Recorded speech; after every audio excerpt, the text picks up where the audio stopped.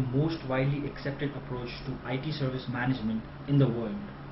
This webcast is an introductory overview for anyone who has an interest in or need to understand more about the content and coverage of ITIL V3 Foundation. Now, the most obvious question that comes to people's mind is, what is ITIL? What is the full form of ITIL? What does ITIL talk about? Now, ITIL stands for IT Infrastructure Library. It is a public framework which describes the best practices in IT service management. Now, it has become increasingly recognized that information is the most important strategic resource that any organization has to manage, and key to collection, analysis, production and distribution of information within an organization is the quality of the IT services provided to the business. It is essential that we recognize that IT services are crucial, strategic, organizational assets, and therefore organization must invest appropriate levels of resource into the support, delivery and management of these critical IT services and the IT systems that underpin them. However, these aspects of IT are often overlooked or only superficially addressed within many organizations. So during the 1980s, ITIL was published. It was published by CCTA, which is now called as the Office of Government Commerce. Initially, IT was more of a centralized approach. Now, IT has become more decentralized, and it has got lots of processes also involved in it. So in the 80s, ITIL version 1, which we can now formally call it as version 1, was launched. ITIL version 1 was published by Her Majesty's Stationery Office in UK on behalf of Central Communications and Telecommunications Agency, which is now called as Office of Government Commerce. Its early use was principally confined to the countries of UK and Netherlands. In 2000 and 2004, a second version of ITIL was published. The initial version consisted of 31 books. This second version, a revised edition of these 31 books, more closely consistent books, that are 7 books of ITIL V2 were launched. In 2007, ITIL V3 was launched. This ITIL V3 consisted of 5 core books covering the service life cycle together with the official introduction of ITIL. The 5 core books cover each stage of the service life cycle, from the initial design and analysis of business requirements in service strategy and service design, through migration, the live environment within service transition, to operation and improvement in service operation and continual service improvement. The 5 books are described in more detail in the sections of ITIL V3 Foundation. A 6th book called the Official Introduction, which offers overview of these 5 books in IT service management, is also being published. The ITIL V3 core consists of the 5 books, that is the service strategy. The purpose of service strategy is that the strategy of any service provider must be grounded upon a fundamental acknowledgement that its customers do not buy products, they buy satisfaction of particular needs. Therefore, to be successful, the services provided must be perceived by the customer to deliver sufficient value in the form of outcomes that the customer wants to achieve. Achieving a deep understanding of customer needs in terms of what these needs are and when and why they occur also requires a clear understanding of exactly who is an existing or potential customer of that service.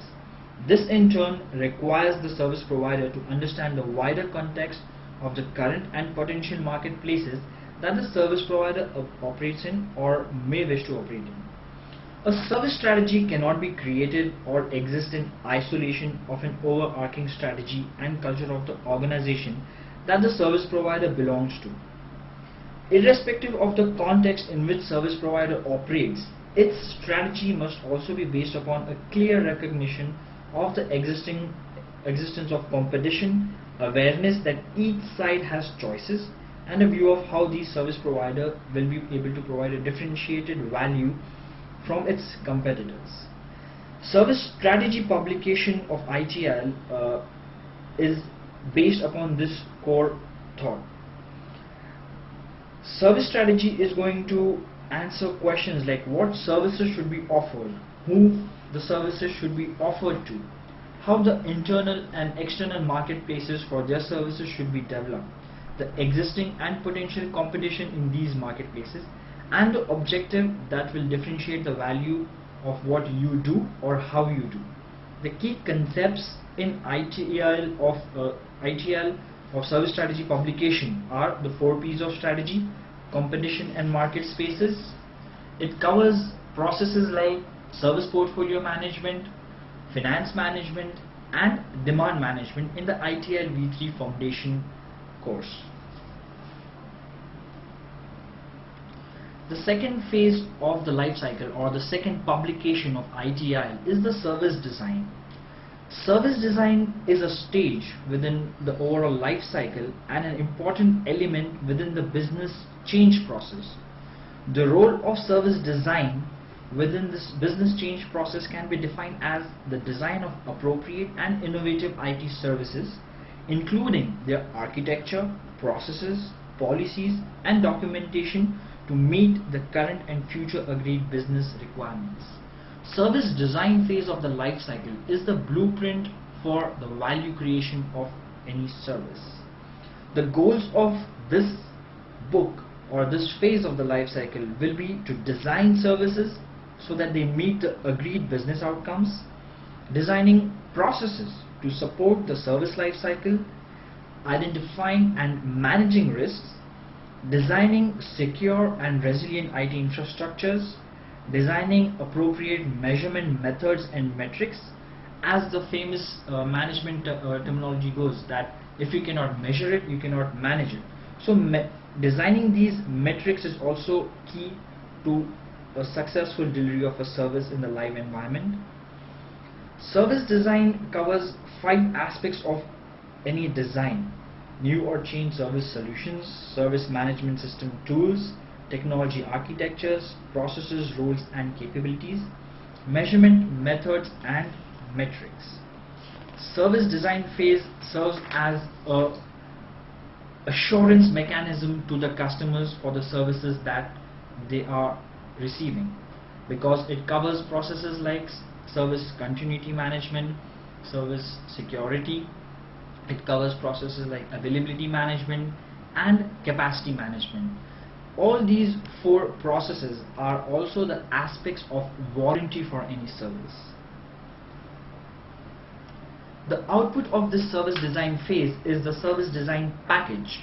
This service design package defines all aspects of an IT service and its requirements through each stage of its life cycle. This service design package is produced for each new service, a major change, or IT service retirement. This also serves as an input to the service transition phase of the life cycle. The role of this service transition phase of the life cycle is to deliver services that are required by the business into operational use. At the same time, service transition focuses on transitioning services into the live environment without disturbing the existing services. Service transition delivers this by receiving the service design package from the service design stage and delivering it into the operational stage and answering every necessary element required for the ongoing operation and support of that service. If business circumstances, assumptions or requirements have changed during design, then modifications may well be required during the transition stage in order to deliver the required service.